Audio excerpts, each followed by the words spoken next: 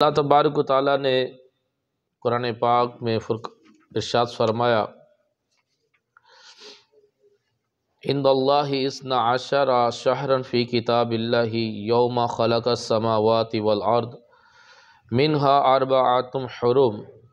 فرمایا بے شک مہینوں کی گنتی اللہ کے نزدیک جو ہے وہ 12 ہے۔ جب سے یہ دنیا بنی ہے تب سے اس مہینوں کی گنتی 12 ہے، اور ان 12 مہینوں میں اربعۃ حرم جو 4 مہینے ہیں وہ حرمت والے ہیں، برکت والے ہیں، رحمت والے ہیں، یعنی کہ ان مہینوں کا احترام جو ہے وہ دیگر مہینوں کے مقابلے میں زیادہ کیا جائے گا، وہ احترام والے مہینے ہیں۔ 4 مہینے مفسرین نے کہا کہ رجب المرجب کا مہینہ، ذی قعدہ کا مہینہ، ذو الحجہ کا مہینہ اور محرم الحرام کا مہینہ، یہ 4 مہینے حرمت والے ہیں۔ ان مہینوں میں ثواب بڑھ جاتا ہے، توبہ قبول ہوتی ہے، دعائیں قبول ہوتی ہیں، اور ان مہینوں کا احترام یہ ہے کہ ان مہینوں میں خصوصیت کے ساتھ گناہ نہ کیا جائے، گناہوں کو چھوڑ دینا یہ اس مہینوں کا احترام ہے۔ احتراماً گناہ چھوڑ کر نیکیوں میں مشغول رہنا تو یہ احترام کہلاتا ہے۔ جیسے بندہ مسجد الحرام میں جاتا ہے تو کعبہ شریف کے احترام میں مسجد الحرام میں گناہ کا تصور بھی نہیں کر سکتا، سوچ بھی نہیں سکتا کہ میں یہاں پر گناہ کروں کیونکہ یہ مسجد الحرام ہے۔ اسی طرح مسجد نبوی ہوگی کہ بندہ وہاں کا احترام کرتے ہوئے گناہ کا تصور بھی نہیں کرے گا کہ میں یہاں پر کوئی غلط کام کروں۔ جس طرح اللہ کے گھر کو جو ہے وہ بیت اللہ کہا جاتا ہے، اسی طرح رجب المرجب کو شہر اللہ کہا جاتا ہے۔ جیسے مسجد الحرام اللہ کا گھر ہے، اسی طرح رجب المرجب کا مہینہ یہ اللہ کا مہینہ ہے، تو اس مہینے کا بھی اسی طرح سے احترام کیا جائے گا جیسے بندہ بیت اللہ کا احترام کرتا ہے۔ اور احترام یہ ہے کہ خصوصیت کے ساتھ گناہوں کو چھوڑ کر اس کو نیکیوں میں عبادت میں گزارے۔ آج 29 جمادی الاخری ہے، ہو سکتا ہے کہ آج مغرب کی نماز کے بعد جو ہے وہ چاند نظر آ جائے، تو آج کی رات جو ہوگی وہ رجب المرجب کی پہلی رات ہوگی۔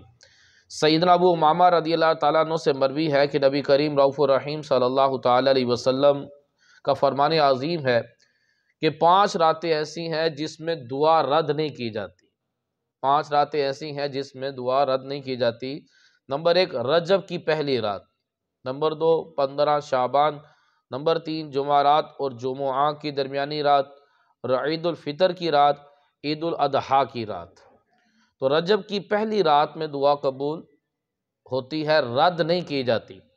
تو آج کی رات میں خصوصیت کے ساتھ کچھ نہ کچھ عبادت کا اہتمام کیا جائے، دعا کی جائے، تو انشاءاللہ عز و جل دنیا اور آخرت کے والے سے دعا کریں گے، دعا قبول ہوگی۔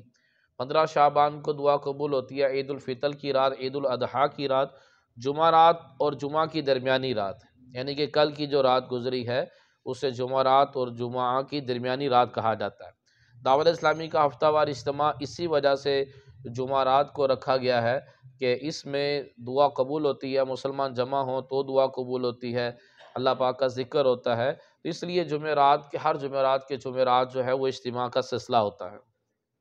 حضرت خالد بن معدان رحمۃ اللہ تعالیٰ علیہ فرماتے ہیں سال میں 5 راتیں ایسی ہیں جو ان کی تصدیق کرتے ہوئے بانیت ثواب ان کو عبادت میں گزارے تو اللہ پاک انہیں داخل جنت فرمائے گا۔ نمبر 1 رجب کی پہلی رات، کہ اس رات میں عبادت کرے اور اس دن کا روزہ رکھے۔ نمبر 2 عید الفطر کی رات، نمبر 3 عید الاضحیٰ کی رات، نمبر 4 شعبان کی 15ویں رات، اور نمبر 5 شب عاشوراء یعنی کہ 10 محرم کی رات۔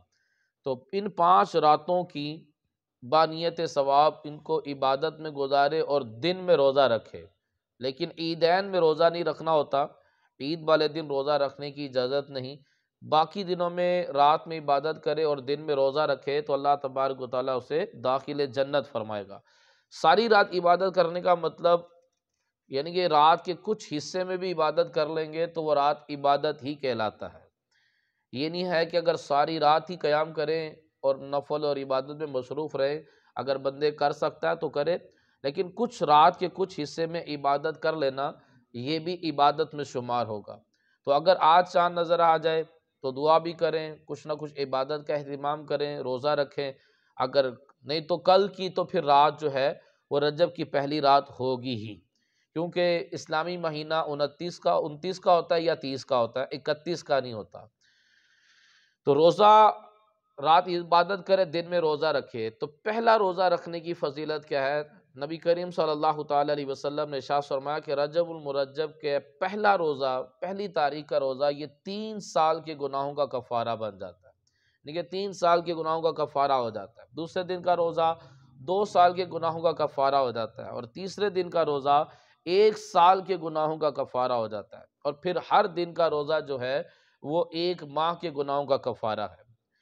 ہو سکے کچھ نہ کچھ نفلی روزے رکھنے چاہیے، کیونکہ اللہ تبارک و تعالیٰ نفلی عبادت کو بڑا پسند فرماتا ہے۔ اللہ تبارک و تعالیٰ نے ارشاد فرمایا کہ فرائض کے ذریعے میرا بندہ مجھے راضی کر لیتا ہے، اور نوافل کی جب کثرت کرتا ہے تو قرب پا لیتا ہے۔ فرائض سے رب راضی ہوتا ہے، اور نفلوں کی کثرت کرنے سے بندے کو اللہ کا قرب مل جاتا ہے، اور اللہ پاک فرماتا ہے جسے میرا قرب مل جائے میں اس کی آنکھ بن جاتا ہوں، اس کی زبان بن جاتا ہوں، اس کے کان بن جاتا ہوں، اس کے ہاتھ پاؤں بن جاتا ہوں، یعنی کہ اس کا جسم جو ہے وہ نور الہی سے منور ہو جاتا ہے۔ تو زیادہ سے زیادہ روزے رکھنے چاہیے، نہیں تو کم سے کم 1 روزہ تو لازمی طور پر رکھنا چاہیے۔ کہ انس بن مالک رضی اللہ تعالیٰ سے روایت ہے کہ نبی کریم صلی اللہ تعالیٰ علیہ وسلم نے ارشاد فرمایا کہ جنت میں ایک نہر ہے جس کا پانی دودھ سے زیادہ سفید ہے، شہد سے زیادہ میٹھا، اور کستوری سے زیادہ خوشبودار ہے۔ اللہ پاک اس نہر سے اسے سیراب کرے گا جس نے رجب المرجب کے مہینے میں 1 روزہ رکھا ہوگا۔ تو 1 روزہ بھی رکھ لے تو اللہ تبارک و تعالیٰ اس کو جنتی نہر سے سیراب فرمائے گا، یعنی کہ سمجھ لیں کہ 1 روزہ رکھنے سے اللہ پاک اس کو جنت عطا فرما رہا ہے، کہ وہ تو نہایت سستا سودا بیچ رہے ہیں جنت کا، ہم مفلس کیا مول چکائیں، اپنا ہاتھ ہی خالی ہے۔ یعنی کہ اللہ تبارک و تعالیٰ تو 1 روزے کے بدلے میں جنت عطا فرما رہا ہے، لیکن ہمارا حال یہ ہے کہ ہمارے پاس رجب المرجب کا 1 روزہ بھی نہیں۔ ایک بار حضرت سیدنا عیسیٰ روح اللہ علیہ السلام کا گزر ایک جگمگاتے نورانی پہاڑ پر ہوا۔ آپ علیہ السلام نے اللہ تبارک و تعالیٰ کی بارگاہ میں عرض کی کہ یا اللہ عز و جل اس کا حال مجھ پر ظاہر فرما دے۔ اللہ تبارک و تعالیٰ نے آپ کی دعا قبول کی، پہاڑ کو قوت گوئی عطا فرما دی، پہاڑ بول پڑا، کہنے لگا یا روح اللہ علیہ السلام آپ کیا چاہتے ہیں؟ فرمایا کہ اپنا حال بیان کر کہ تیری جو ایک چمک دمک ہے، تیری جو نورانیت ہے، اس کی وجہ کیا ہے؟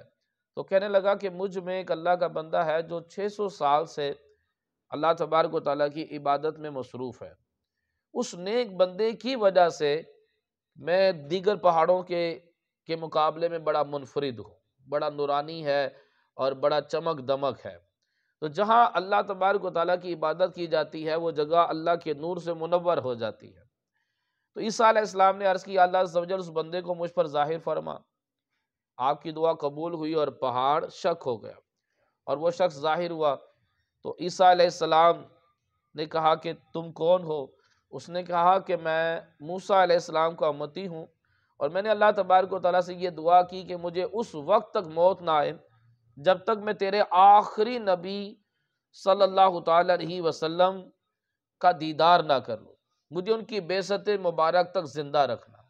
تو اللہ پاک نے میری دعا کی تو میں 600 سال سے اس عبادت میں، اس پہاڑ میں عبادت میں مصروف ہوں۔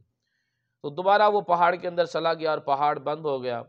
تو عیسیٰ علیہ السلام نے اللہ تبارک و تعالیٰ کی بارگاہ میں عرض کی کہ باری تعالیٰ تیرے ہاں کوئی اس شخص سے بھی زیادہ کوئی انسان مکرم ہے، کوئی عزت والا بندہ ہے؟ تو اللہ تبارک و تعالیٰ نے ارشاد فرمایا کہ اے عیسیٰ، امت محمدی کا جو شخص رجب المرجب میں 1 روزہ رکھے گا میرے نزدیک اس شخص سے زیادہ مکرم ہوگا وہ۔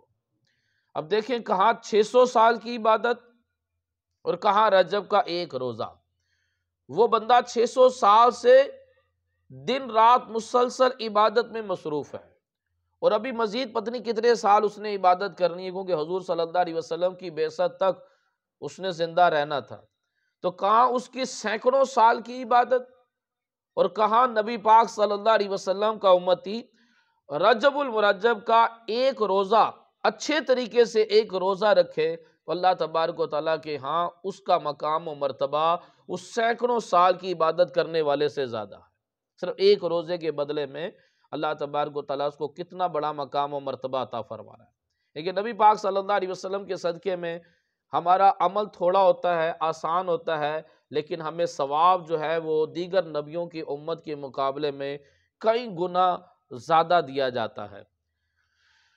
شیخ عبداللہ محدث دہلوی رحمۃ اللہ تعالی علیہ فرماتے ہیں، نبی پاک صلی اللہ علیہ وسلم نے ارشاد فرمایا کہ ماہ رجب حرمت والے مہینوں میں سے ہے، اور چھٹے آسمان کے دروازے پر اس مہینے کے دن لکھے ہوئے ہیں، یعنی کہ اس مہینے کے جو 29-30 دن ہیں وہ چھٹے آسمان کے دروازے پر لکھے ہوئے ہیں۔ اور اگر کوئی شخص رجب میں صرف ایک روزہ رکھے اور اسے پرہیزگاری کے ساتھ گزارے، روزے کی ڈیفینیشن یہ نہیں ہے کہ صرف بھوکا پیاسا رہنا، روزے کی ڈیفینیشن یہ ہے کہ رک جانا۔ رک جانے کا مطلب کہ ہر کام سے رک جائے، کھانے پینے سے رکا ہے، کھانے پینے سے رکنے کے ساتھ ساتھ گناہوں سے بھی رک جائے، تو یہ کہتے ہیں، اس کو کہتے ہیں روزہ۔ تو حضور نے فرمایا کہ ایک روزہ رکھا، اس کو پرہیزگاری سے گزارا اس روزے کو، تو وہ دروازہ اور وہ روزہ اس دن اس کے لیے مغفرت طلب کریں گے، یعنی کہ وہ روزہ بھی اس کے لیے مغفرت طلب کرے گا اور وہ دروازہ بھی اس کے لیے مغفرت طلب کرے گا، عرض کرے گا یا اللہ اس بندے کو بخش دے۔ اگر وہ شخص بغیر پرہیزگاری کے روزہ گزارتا ہے تو پھر وہ دروازہ وہ دن اس کی بخشش کی درخواست نہیں کریں گے، اور اس شخص سے کہتے ہیں بندے تیرے نفس نے تجھے دھوکہ دیا، یعنی کہ جو کہتا ہے جی میں نے رمضان کے 30 روزے رکھے لیکن اس میں تقوی پرہیزگاری اختیار نہ کی تو اس نے روزے نہیں رکھے، اس کے نفس نے اس کو دھوکہ دیا ہے، صرف اس کو بھوکا پیاسا رکھا ہے اور کچھ بھی نہیں۔ کہ روزے کی ڈیفینیشن بھوک پیاس کے ساتھ گناہوں سے رک جانا ہے۔ اگر گناہ سے نہیں رک رہا تو یہ روزہ اس کو فائدہ نہیں دے گا، بلکہ روزہ اس کو کہتا ہے کہ اے شخص تیرے نفس نے تجھے دھوکہ دیا۔ اور اگر روزے کو پرہیزگاری کے ساتھ گزارے تو روزہ اللہ تبارک و تعالیٰ کی بارگاہ میں اس کے لیے مغفرت اور بخشش کی دعا کرتا ہے۔ انس بن مالک رضی اللہ تعالیٰ سے روایت کہ نبی پاک صلی اللہ علیہ وسلم نے فرمایا جس نے رجب کا ایک روزہ رکھا تو وہ 1 سال کے روزوں کی طرح ہوگا، اور جس نے 7 روزے رکھے تو جہنم کے 7 دروازے ہیں، اگر یہ 7 روزے رکھے اور پرہیزگاری کے ساتھ رکھے تو جہنم کے 7 دروازے اس کے لیے بند ہو جائیں گے قیامت والے دن، اور اگر 8 روزے رکھے تو جنت کی 8 دروازے ہیں، 8 دروازے اس کے لیے کھل جائیں گے، جس دروازے سے چاہے جنت کے اندر داخل ہو جائے۔ اور اگر 10 روزے رکھے، اللہ تبارک و تعالیٰ سے دنیا اور آخرت کے حوالے سے جو دعا مانگی اللہ پاک اس کی دعا قبول کرے گا۔ اور اگر 15 روزے رکھے تو آسمان سے ایک منادی ندا کرنے والا ندا کرتا ہے کہ تیرے پچھلے گناہ بخش دیے گئے، پس تو اب از سر نو عمل شروع کر کہ تیری برائیاں نیکیوں میں بدل دی گئی۔ یعنی کہ 15 روزے جو رکھتا ہے اس نے جو برائیاں کی تھیں وہ برائیاں معاف نہیں ہوئیں، معاف ہونے کے ساتھ ساتھ وہ برائیاں نیکیوں میں بدل دی گئیں، اور جو زائد کرے تو اللہ عز و جل اسے زیادہ دے۔ فرمایا رجب میں نوح علیہ السلام کشتی پر سوار ہوئے تھے، خود بھی روزہ رکھا اور ہمراہیوں کو بھی روزے کا حکم دیا، اور ان کی کشتی 10 محرم تک 6 ماہ باسر سفر رہی۔ تو رجب المرجب میں نوح علیہ السلام کشتی پر سوار ہوئے تھے اور آپ نے خود بھی روزہ رکھا تھا، اور کشتی میں جتنے سوار تھے انہیں بھی روزہ رکھنے کی ترغیب دلائی تھی۔ حضرت سیدنا ابو قلابہ رضی اللہ تعالیٰ عنہ فرماتے رجب کے روزے داروں کے لیے جنت میں ایک محل ہے، یعنی کہ ایک جنتی محل ہے، اس محل کا نام بھی رجب ہے۔ اس محل میں وہ لوگ داخل ہوں گے جنہوں نے رجب میں ایک روزہ رکھا ہوگا۔ تو ایک روزہ رکھنے کی بھی دیکھیں کتنی زیادہ فضیلت ہے۔ تو رجب المرجب میں صحابہ کرام علیہم رضوان کا کیا معمول تھا؟ رجب المرجب کے مہینے میں صحابہ کرام علیہم رضوان عمرہ کیا کرتے تھے کہ اللہ کا مہینہ اللہ کے گھر میں گزرے، کیونکہ مسجد الحرام بیت اللہ، رجب شہر اللہ، وہ اللہ کا گھر ہے اور یہ مہینہ اللہ کا مہینہ ہے، اللہ کا مہینہ اللہ کے گھر میں گزرے۔ تو بڑے اہتمام کے ساتھ رجب المرجب میں روزہ رکھا کرتے تھے، کثرت سے قرآن پاک کی تلاوت کرتے تھے۔ رجب کا مہینہ اس کو رمضان کا دروازہ بھی بولا جاتا ہے، اس کو توبہ کا مہینہ بھی بولا جاتا ہے، کہ اس مہینے میں خصوصیت کے ساتھ توبہ قبول کی جاتی ہے، توبہ کا بہاؤ تیز ہو جاتا ہے۔ اس مہینے میں دعائیں بھی قبول ہوتی ہیں، توبہ بھی قبول ہوتی ہے۔ پہلے زمانے میں جس پر کوئی ظلم ہوتا تھا نا، تو وہ رجب کے مہینے کا انتظار کرتا تھا، رجب کے مہینے میں ظالم کے لیے بد دعا کرتا تھا، اللہ پاک ظالم کی پکڑ فرماتا تھا۔ تو اس مہینے میں دعائیں بھی قبول ہوتی ہیں، توبہ بھی قبول ہوتی ہے، اور کثرت سے تلاوت قرآن، روزے کا اہتمام اور عمرہ کرنا چاہیے۔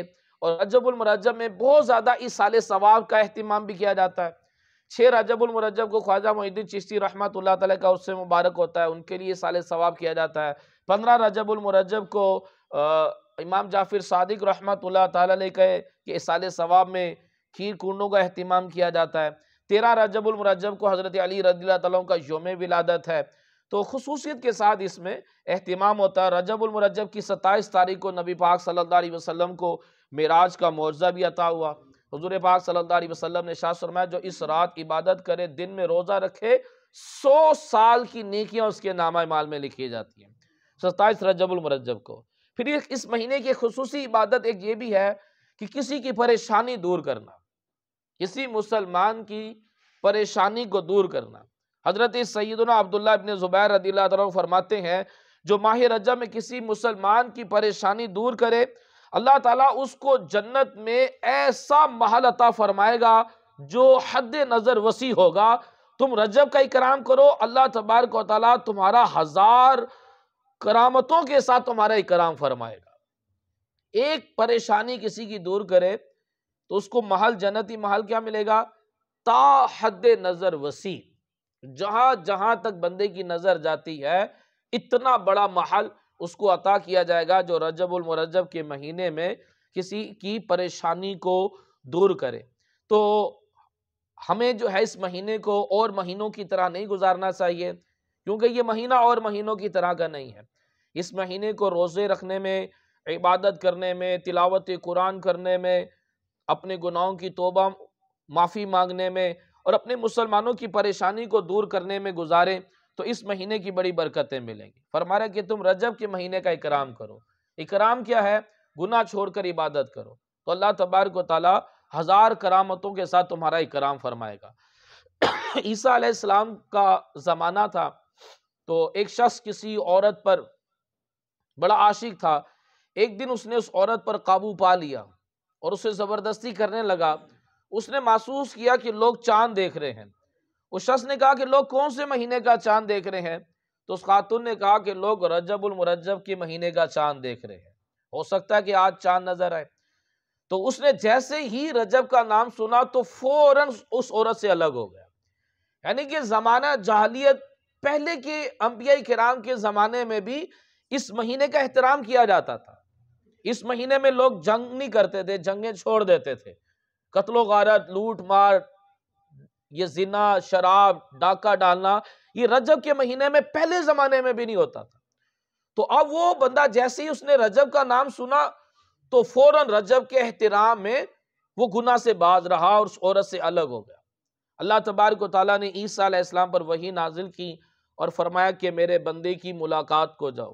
تو عیسیٰ علیہ السلام جب اس بندے سے ملاقات کرنے گئے، اپنے آنے کا سبب بیان کیا کہ تو نے رجب کا احترام کیا، رجب کے احترام میں تو نے گناہ چھوڑا ہے، تو اللہ تبارک و تعالیٰ نے مجھے تیرے پاس بھیجا، نبی کو بھیجا کہ اس سے ملاقات کرنے جائیں، تو میں یوں اس وجہ سے تیرے سے ملاقات کرنے کے لیے آیا ہوں۔ تو بڑا حیران ہوا اور فوراً کلمہ پڑھ کر مسلمان ہو گیا۔ تو اب ایک عیسیٰ علیہ السلام کے زمانے کا امتی رجب المرجب کے احترام میں ایک گناہ چھوڑ دے تو اللہ تبارک و تعالیٰ اس کو ایمان عطا کر دے۔ تو نبی پاک صلی اللہ علیہ وسلم کا امتی اگر رجب کے احترام میں گناہ چھوڑ کر نیکیاں کرے، عبادت کرے، تو اللہ تبارک و تعالیٰ اس کو کتنا انعام و اکرام عطا فرمائے گا۔ تو یہ اس مہینے کو جو ہے وہ غفلت میں نہیں گزارنا چاہیے، اس مہینے کا احترام لازم ہے اور خصوصیت کے ساتھ عبادات میں گزارے، ایصال ثواب میں، روزے رکھنے میں گزارے تو انشاءاللہ اس کی بڑی برکتیں ملیں گی۔ روزے، نبی پاک صلی اللہ علیہ وسلم کا فرمان ہے سومو تصیحو، روزہ رکھو صحت مند ہو جاؤ گے۔ اور اگر آپ سائنس کی ریسرچ پڑھے روزے کے حوالے سے، اب کینسر جیسی بیماری بھی روزوں سے ختم ہو جاتی ہے۔ اگر جو بندہ روزے رکھتا ہے، اولاً تو اس کو کینسر کا مرض لگے گا نہیں، اور اگر اس کو ہو جائے تو یہ روزوں کی برکت سے کینسر کا مرض بھی ختم ہو جاتا ہے۔ بتائیں بقیہ چھوٹی موٹی بیماریاں کی کیا اوقات رہ جائے گی؟ تو روزوں سے بہت ساری بیماریاں ختم ہوتی ہیں۔ اگر پورا سال کچھ نہ کچھ نفلی روزے رکھنے کا معمول رہے نا، تو یہ جو بلڈ پریشر ایک عام ہو چکا ہے، شوگر کی بیماری عام ہو چکی ہے، یہ بیماریاں قریب نہیں آئیں گی۔ نبی پاک صلی اللہ علیہ وسلم نے ارشاد فرمایا جو 13، 14، 15 تاریخ کا روزہ رکھے کبھی بھی سینے کے امراض میں مبتلا نہیں ہوگا۔ پھیپھڑوں کے مرض ہیں، دیگر جو سینے کے امراض ہیں، سانس کے ہیں، یہ اگر 13، 14، 15 کا روزہ رکھے فرمایا وہ سینے کے امراض میں مبتلا نہیں ہوگا۔ تو اس میں ہمارا دنیاوی فائدہ بھی ہے کہ صحت حاصل ہو رہی ہے، اور دینی فائدہ کیا ہے؟ اللہ تبارک و تعالیٰ جنتی نہر سے پانی بھی پلائے گا اور جنتی محل بھی عطا فرمائے گا۔ تو یہ ایک سمجھ لیں خصوصی پیکیج ہے، یہ خصوصی پیکیج ہمیں ملا ہوا ہے اس مہینے میں، اس کو ضائع نہ کیا جائے اور اپنی آخرت کے حوالے سے